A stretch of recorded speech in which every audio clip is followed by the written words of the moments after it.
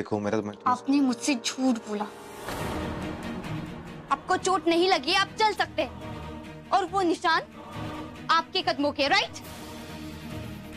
ये सब ड्रामा करने की क्या जरूरत थी? आपकी हिम्मत कैसे हुई मुझसे झूठ बोलने की?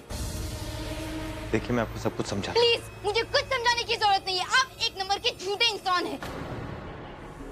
अगर ये जूतों के निशान में देखती नहीं तो मुझे पता भी नहीं चलता और अब तक ये नाटक ऐसे ही चलता रहता। मैं अभी अब्बू से आपकी शिकायत करूंगी। And I will make sure कि आप इस घर से चले जाएं।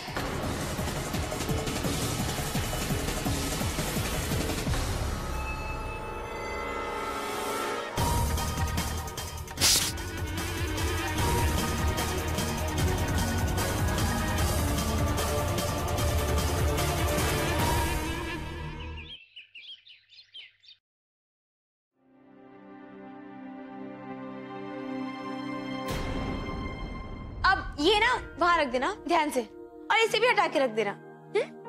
निखात, मैं सोच रही हूँ ये बड़ी सी पेंटिंग हटाकर ना छोटी पेंटिंग लगाएंगे, ज्यादा अच्छी लगेगी ना।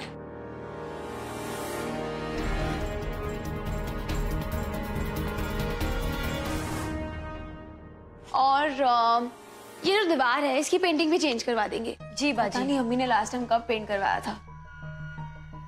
अब भैया इसे भी हटा देना।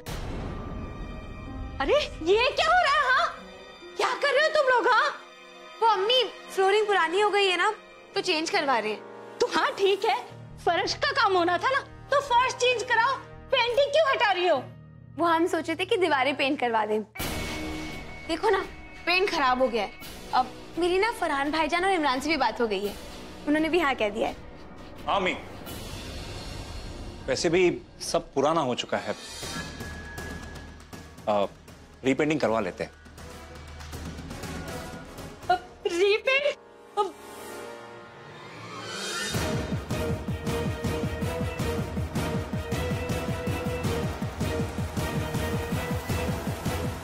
अम्मी ये क्या है? आप ऐसी क्यों खड़ी है?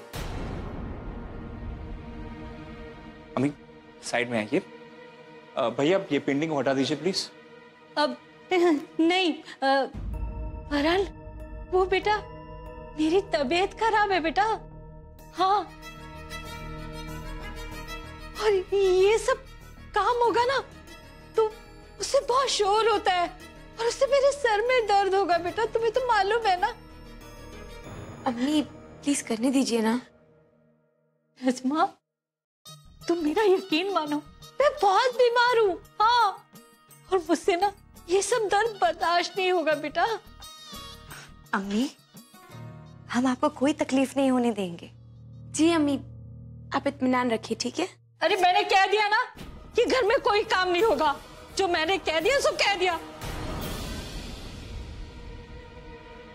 और अगर तुम लोग नहीं माने ना तो मैं घर छोड़ के चली जाऊंगी। हाँ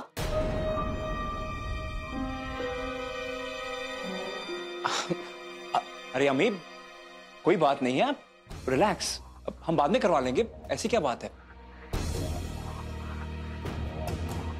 भैया जी आप जाइए, हम बाद में बुला लेंगे, ठीक है।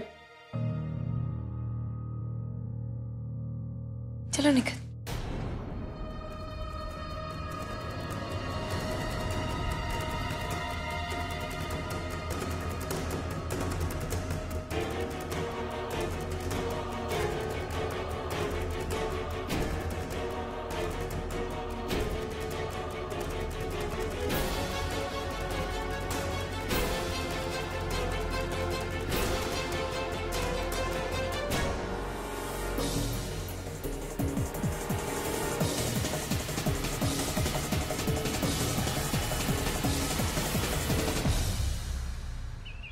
वाजिद, वाजिद हमारी चाय ला।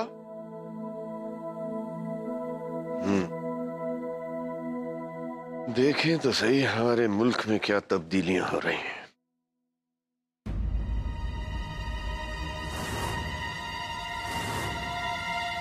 माफ कीजिएगा, कौन है आप? क्या आपको मालूम नहीं कि ये हमारा घर है और हमारी जगह है?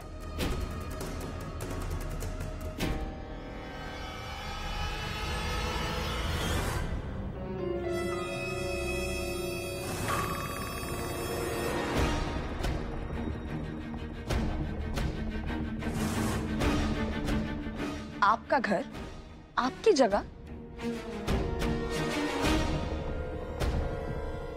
माफ कीजिएगा सिद्दीकी साहब, आपको कोई गलत फहमी हुई है, क्योंकि ये घर मेरा है।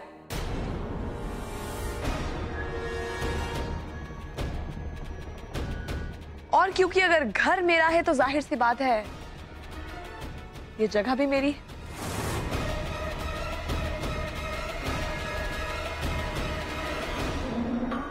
आफ्टर ऑल मैं इस घर की नई मालकिन जो हूं।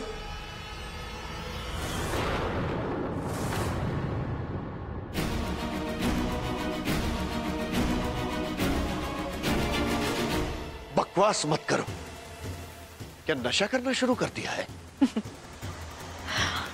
मैं पूरे होश में हूं सिद्दीकी साहब, लेकिन हाँ, जो खबर मैं आपको बताने वाली हूं, उसके बाद हो सकता है कि आपके होश सलामत ना रहे।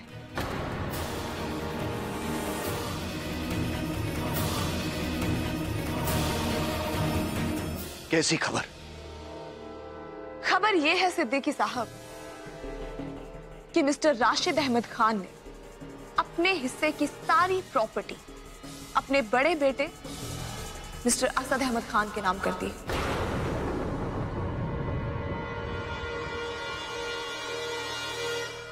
और इस लिहाज से अब मिस्टर असद अहमद खान इस घर, आपकी प्रॉपर्टी, आपकी पूरी जायदाद में बराबर के हकदार हैं।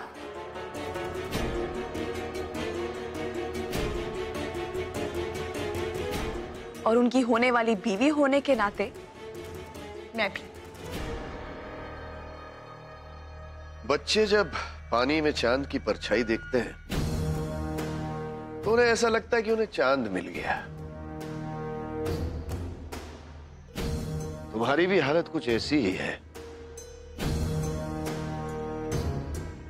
कहानी मजेदार है, मगर कहानी ही है। राशिद की हालत देखिए, वो इस हाल में नहीं है कि ऐसा फैसला ले सके। गफूर अहमद सिद्दीकी साहब, जोया जो कह रही है बिल्कुल ठीक कह रही है। असद और जोया को ये बात अब पता चली है, लेकिन राशिद ने ये सारे पेपर्स अपने एक्सीडेंट से पहले ही बनवा लिए थे।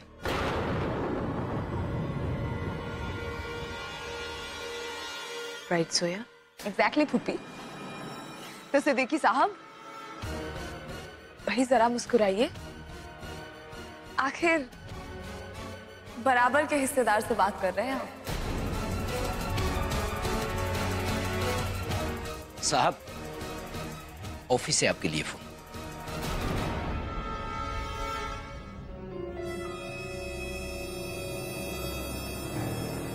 आज के बाद ऑफिस से आने वाला हर फोन मिस्टर असद अहमद खान को ट्रांसफर किया जाएगा,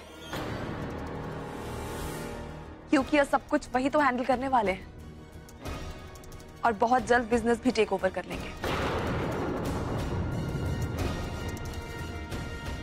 और हाँ, प्लीज मेरा सामान अंदर अच्छे से रख दीजिए, क्योंकि अब मैं अपने इस नए घर में शिफ्ट होने वाली हूं। वैसे पुप्पी, बहुत सारे चेंजेस करने पड़ेंगे। आप सब तो जानते ही हैं मिस्टर खान की आदत कितने मूडी हैं और कई चीजों को लेकर काफी पर्टिकुलर है, इसलिए उनके हिसाब से वो सब चीजें मैं बदलूंगी। क्या मतलब? तो तुम ये कहना चाह रही हो कि असद भी हमेशा के लिए इस घर में रहने आ रहा है? जी हाँ, लेकिन सही वक्त आने पर।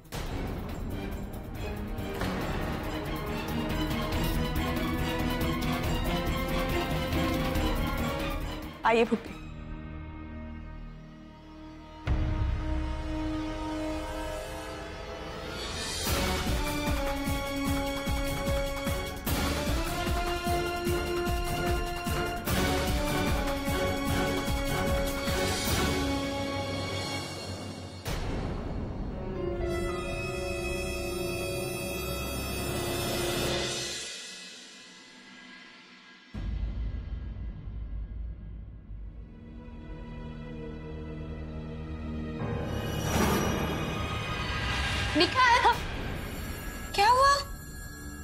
तुम इतनी डरी हुई सी क्यों हो?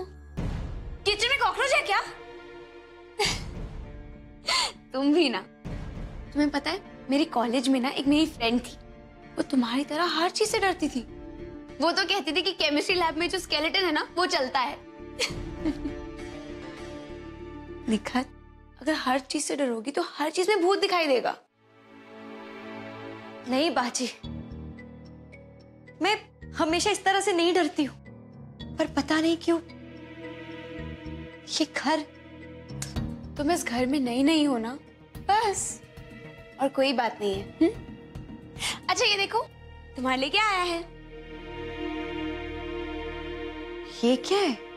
पता नहीं, कुरियर वाला अभी अभी देकर गया। खोल कर देखो, जल्दी खोलो।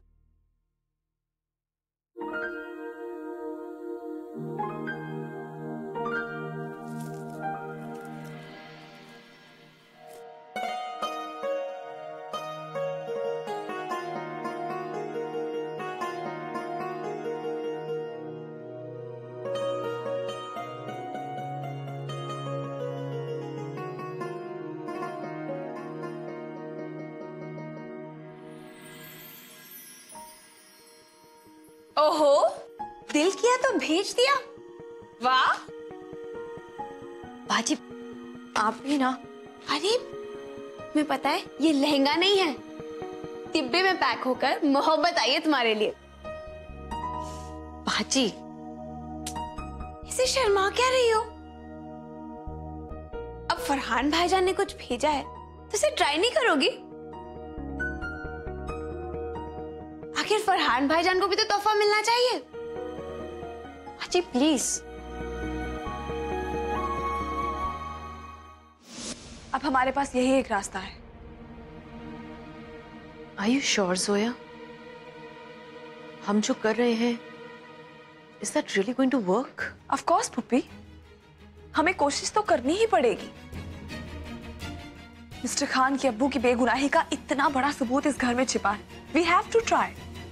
तुम बिल्कुल ठीक कह रही हो, लेकिन असद है कहाँ जोया? वो दिल्ली गए हैं अपने लॉयर से सारा मैटर डिस्कस करने।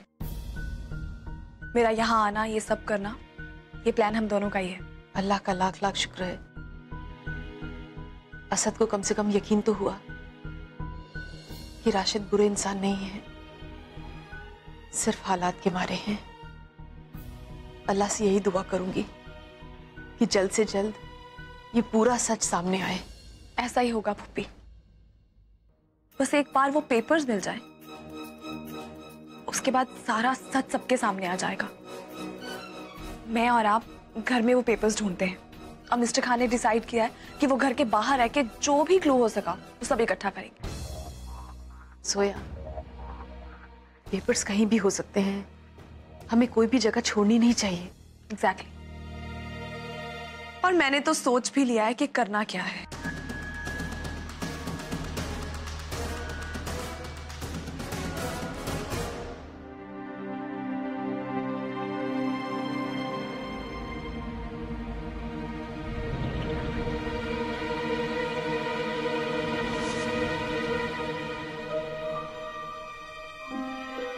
आपको तो चले जाना चाहिए था।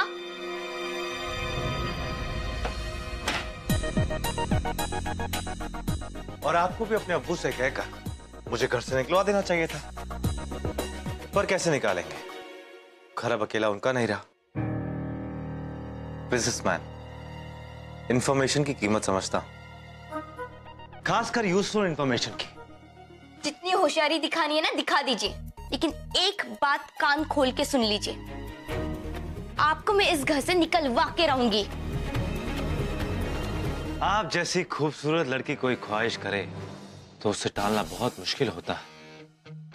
पर माफ कीजिए, इस बार मैं आपकी ख्वाहिश पूरी नहीं कर पाऊंगा, क्योंकि फिलहाल मैं इस घर में बहुत वक्त के लिए रहने वाला हूं। एक कप कॉफी ले आएंगी? हुनैरा, मेरा नाम मत लीजिए।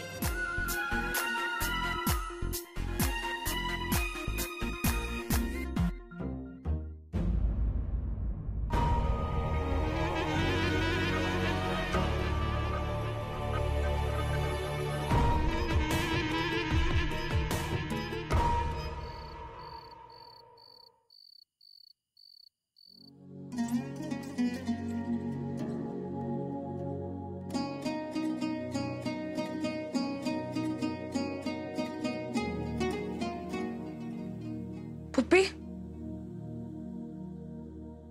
पुप्पी वो पेपर्स नहीं मिल रहे। मैंने सब जगह ढूंढ लिया।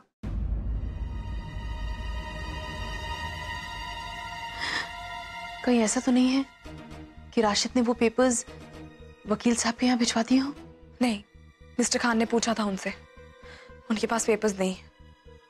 इनफैक्ट वो तो ये कह रहे हैं कि अगर टाइम पे पेपर्स नहीं मिले ना तो वो इनवैलिड हो जाएंगे, फिर उनका कोई फायदा नहीं रहेगा। काश राशिद बता सकते हैं, काश वो ये बता सकते कि कागजात कहाँ हैं। पुप्पी, मेरा दिल कहता है कि वो पेपर्स यही हैं इसी घर में, बस हमें वो मिल नहीं रहे।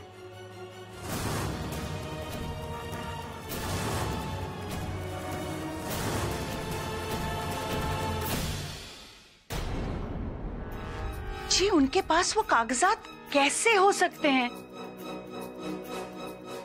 अल्लाह जाने राशिद मियां ने वसीयत कब बना दी। कछुआ खरगोश की चाल चल गया और हमें खबर तक नहीं हुई। इस घर में हमारे पीठ पीछे इतना कुछ चल रहा है और हमें खबर तक नहीं।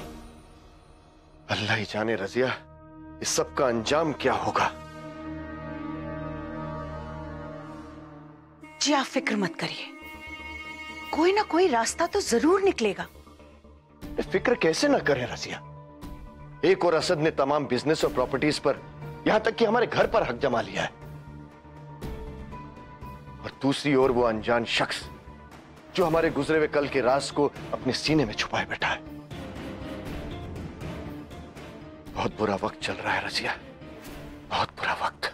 जी, बुरे वक्त में ही इंसान को कभी कभी रस्सी सांप लगने लगता है। क्या मतलब? मेरा कहने का मतलब यह है कि असद और जोया सिर्फ कह रहे हैं ना कि उनके पास कागजात हैं, लेकिन अभी तक हमने कोई कागजात देखे नहीं है। तो कहीं ऐसा तो नहीं है कि हम लोग रस्सी को सांप समझ बैठे हैं?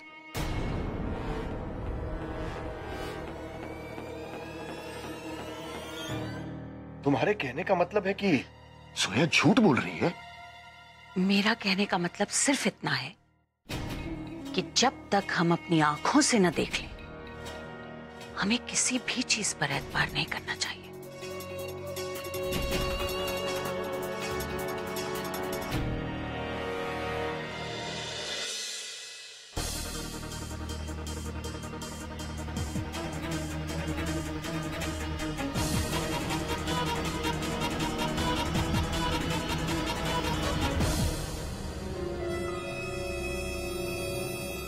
हैदर साहब, भले ही मेरे अब्बू आपको इस घर से ना निकाल पाए, लेकिन मैं आपको इस घर से निकाल रही हूँ।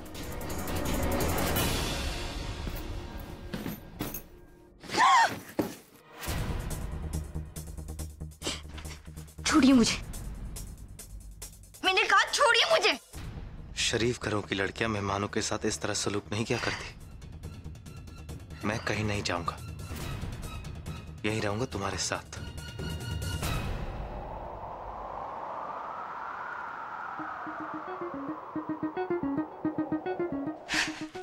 छोड़िए, मैंने कहा छोड़िए।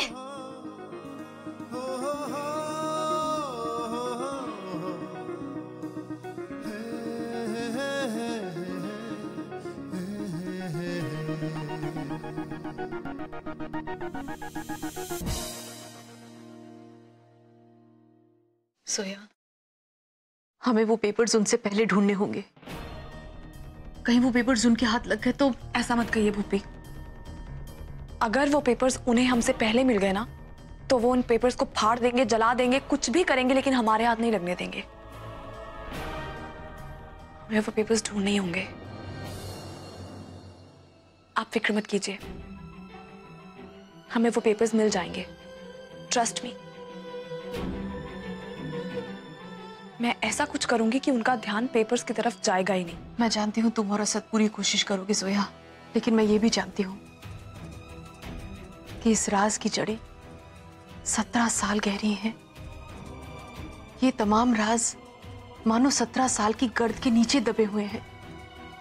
काश कोई तो ऐसा होता जो इस राज के बारे में हमें बता पाता। कोई तो होता जोया।